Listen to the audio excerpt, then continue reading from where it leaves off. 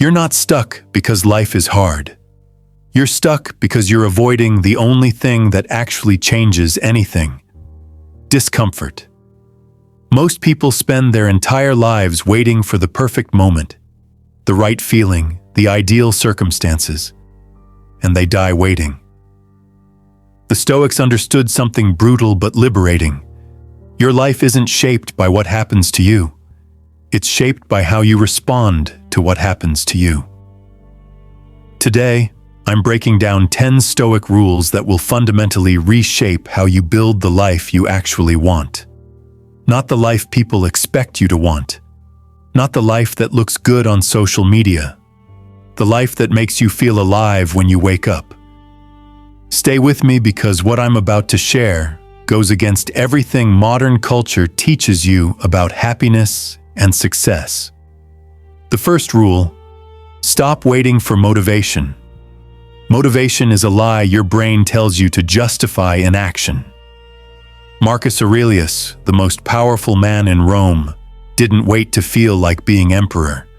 He got up at dawn, even when he wanted to stay in bed, because he understood a simple truth. Action creates motivation, not the other way around. You think successful people feel motivated every day? They don't. They feel exactly like you: tired, uncertain, overwhelmed. The difference is they move anyway. Epictetus was a slave who became one of history's greatest philosophers. He didn't wait for inspiration in chains. He trained his mind while his body was trapped.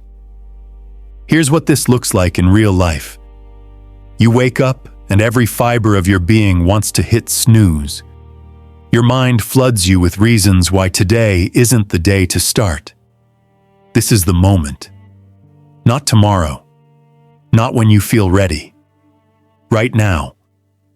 The Stoics called this the view from above, seeing yourself as a tiny part of a massive universe where your feelings are irrelevant to what needs to be done.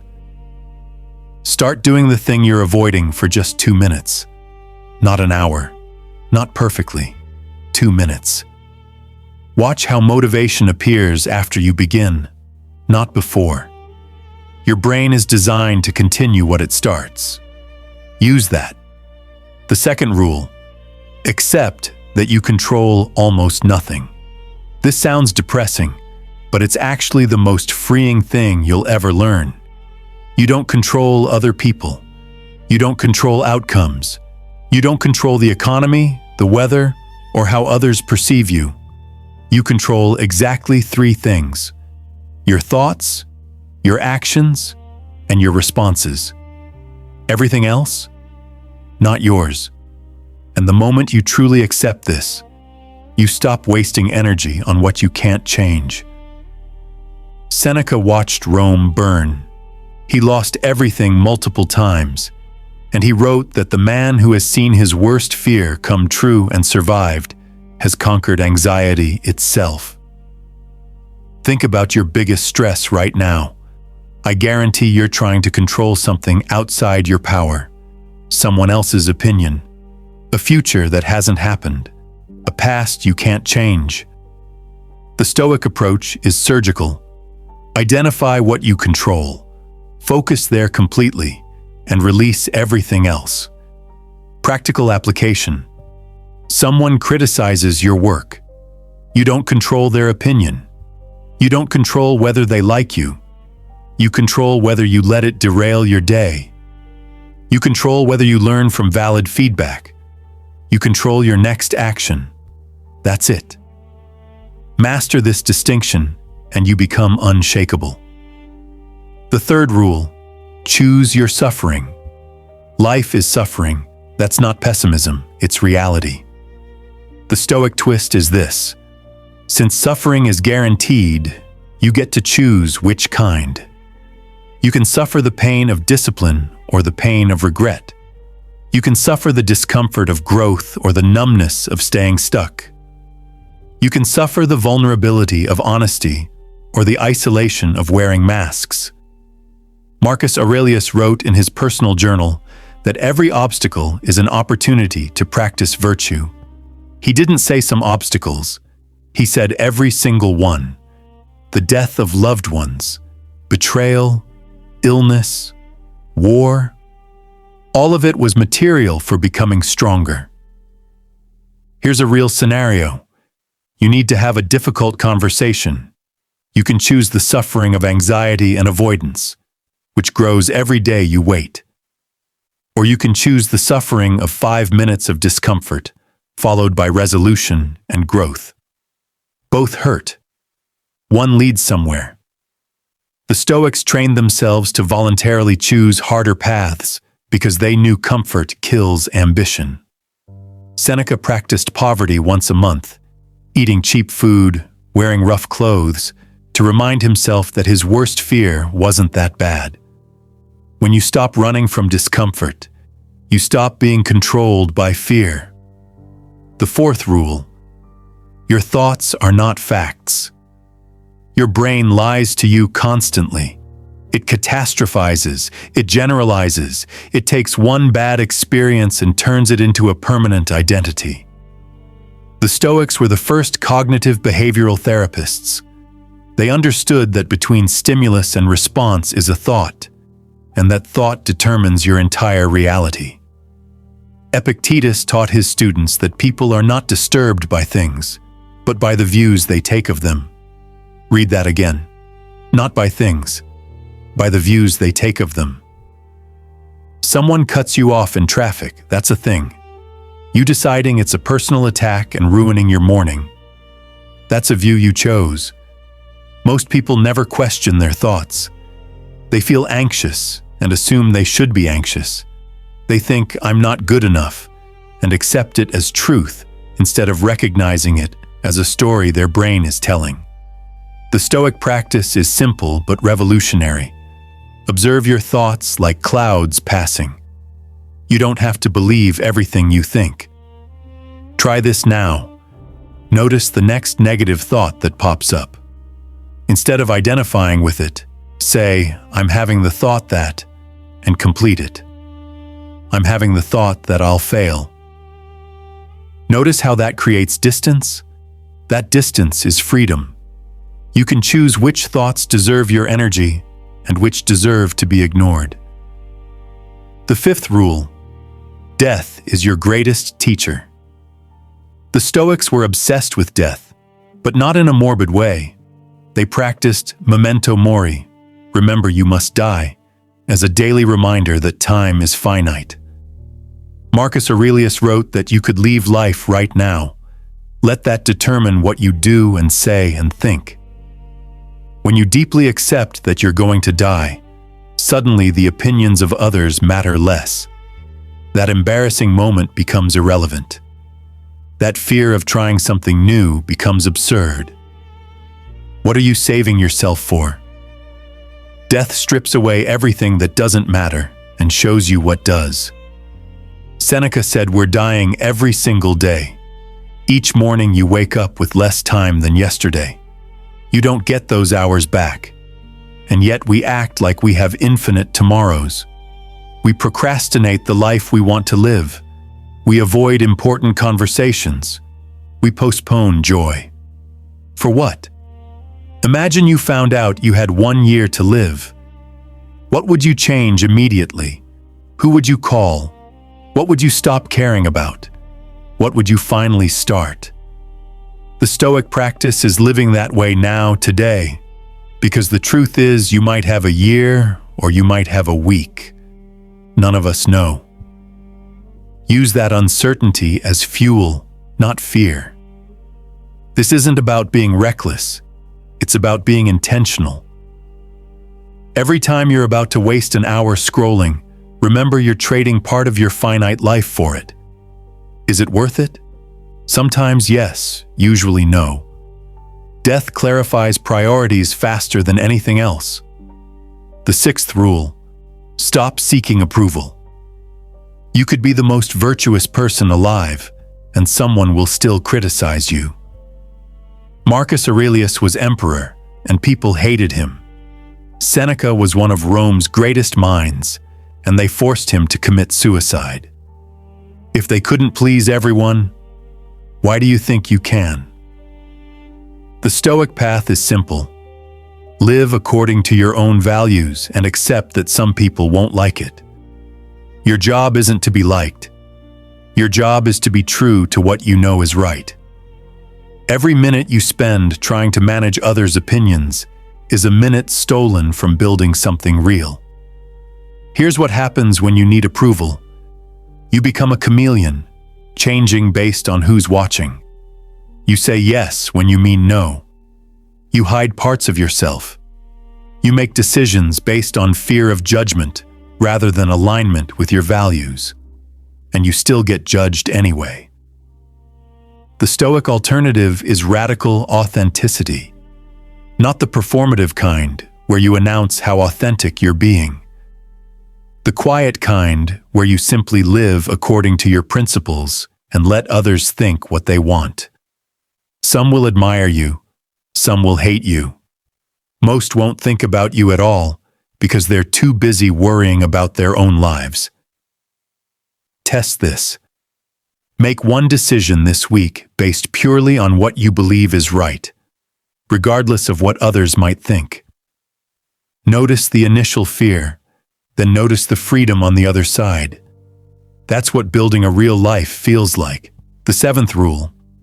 Failure is data, not identity. The Stoics failed constantly. Seneca lost fortunes. Marcus Aurelius lost battles. Epictetus spent decades as a slave. And every single one of them used those failures as teachers. They understood that failure doesn't mean you're a failure. It means you tried something that didn't work, and now you have information. Modern culture tells you to avoid failure at all costs. The Stoics tell you to fail faster so you can learn faster. Every successful person you admire has failed more times than you've tried. The difference isn't talent or luck. It's that they kept moving after falling. Here's a real example. You start a project and it flops completely. The non-Stoic response is shame, hiding, quitting. The Stoic response is asking, what did this teach me? What can I adjust? What assumption was wrong? Failure is only permanent if you stop trying. Seneca wrote that difficulties strengthen the mind, like labor strengthens the body. You don't build muscle by lifting light weights. You build resilience by attempting hard things, failing, adjusting, and trying again. The goal isn't to avoid failure. The goal is to become someone who fails and continues anyway. Shift your language. Stop saying, I failed. Start saying, that approach didn't work. Stop saying, I'm bad at this. Start saying, I'm not good at this yet. These aren't just words. They're different philosophies of life. One keeps you stuck. One keeps you growing. The 8th rule, you become what you repeatedly do. The Stoics understood that character isn't built in moments of crisis. It's built in the 1,000 small decisions you make every single day. Waking up on time, keeping your word, doing the hard thing when no one's watching. These aren't just actions. They're votes for the person you're becoming. Aristotle said we are what we repeatedly do, and the Stoics took this seriously. Marcus Aurelius had a morning routine of preparing his mind for the day. Seneca reviewed his actions every night. They knew that excellence isn't an act, it's a habit. Think about your daily habits right now. What are you voting for? If you scroll for hours, you're voting to be distracted. If you skip workouts, you're voting to be weak. If you avoid difficult conversations, you're voting to be avoidant. Every action is a vote. You become the majority. Here's the good news. You can start voting differently right now. Not tomorrow, not Monday, now. The Stoic practice is treating each moment as a fresh start. You don't need to change everything at once. You need to make the next right decision, then the next, then the next. One guy I know was completely out of shape, drowning in debt and depressed. He didn't try to fix everything. He made his bed every morning for 30 days. That's it. That tiny win built momentum. Then he added a 10-minute walk. Then he called one debt collector. Small votes, repeated daily, completely changed his trajectory. What's one vote you can cast today for the person you want to become? The 9th rule: your opinion is your prison or your freedom. The Stoics distinguished between objective reality and your interpretation of it. Reality is neutral. It just is. Your opinion about reality is where suffering or peace lives. Two people experience the same event. One is destroyed, one is energized. Same event, different opinions. Marcus Aurelius wrote that if you are distressed by anything external, the pain is not due to the thing itself, but to your estimate of it. And this you have the power to revoke at any moment. Read that carefully. At any moment. You're never trapped by circumstances. You're trapped by your opinion of circumstances. This is hard to accept because it makes you responsible. It's easier to blame situations, other people, bad luck. The Stoic path requires you to own your interpretations and change the ones that don't serve you. You're not denying reality. You're choosing how to relate to it. Real scenario. You get rejected for something you wanted badly. Opinion 1. This proves I'm not good enough. I should give up. Opinion 2. This wasn't the right fit. What's next? Same rejection. Completely different lives that follow. The practice is simple. When something happens that upsets you, pause and ask, what am I making this mean? Then ask, is there another way to see this that would serve me better? You'll be shocked how often the answer is yes. The 10th rule: service is the antidote to meaninglessness. The Stoics believed we're part of something larger than ourselves. Marcus Aurelius saw himself as a servant of Rome. Epictetus taught that we're all threads in the fabric of humanity. When you shift from what can I get to what can I give, everything changes. Modern life is an epidemic of self-focus. We're told to hustle for ourselves, build our personal brands, get ours before someone else does. And people are more depressed, anxious, and lonely than ever. The Stoics knew why. A life lived only for yourself is a small, empty life. This doesn't mean martyring yourself or ignoring your needs. It means recognizing that your greatest fulfillment comes from contributing to something beyond your own comfort. It could be your family, your work, your community, a cause you believe in. But it has to be bigger than you. Seneca wrote that no one can live happily who regards himself alone. When you're focused only on your own problems, they become enormous. When you're focused on how you can help others, your problems shrink to their actual size. Here's what this looks like practically. You're having a terrible day, stuck in your head, spiraling. Instead of trying to think your way out, you help someone. You listen to a friend. You do something kind for a stranger. You contribute to work that matters. Watch how quickly your perspective shifts. The life you actually want isn't built by accumulating more for yourself. It's built by becoming someone who contributes value to the world. That's not a moral statement. It's a practical one. People who live for something larger than themselves are happier, healthier, and more resilient. Who are you serving? If the answer is only yourself, you've found the source of your emptiness. Bringing it all together. These 10 Stoic rules aren't just philosophy. They're an operating system for building a life that works. Stop waiting for motivation. Move anyway. Accept what you can't control. Focus where you have power. Choose your suffering, because avoiding it just creates worse suffering. Question your thoughts. They're not facts. Remember, you're going to die. Let that clarify what matters. Stop seeking approval, live by your own values, see failure as data, not identity. Become what you repeatedly do. Every action is a vote. Change your opinions. They create your reality. Serve something larger.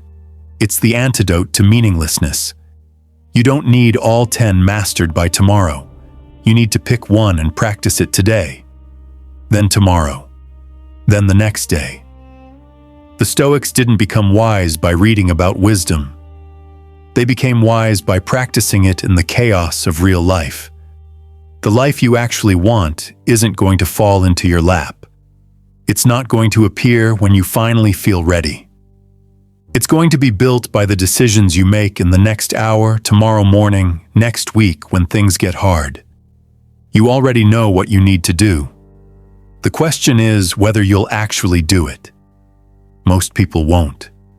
They'll watch this video, feel inspired for 20 minutes, then go right back to their old patterns. Don't be most people. Be the person who takes one idea from this and applies it immediately. That's how you change your life. Not through massive transformations, but through small decisions made consistently. The Stoics lived 2,000 years ago, but they understood something we've forgotten. You don't need perfect circumstances to build a great life. You need courage, discipline, and the willingness to do hard things. You have all three. The only question is whether you'll use them. If this helped you see things differently, consider subscribing for more Stoic lessons and share your thoughts in the comments. I read them.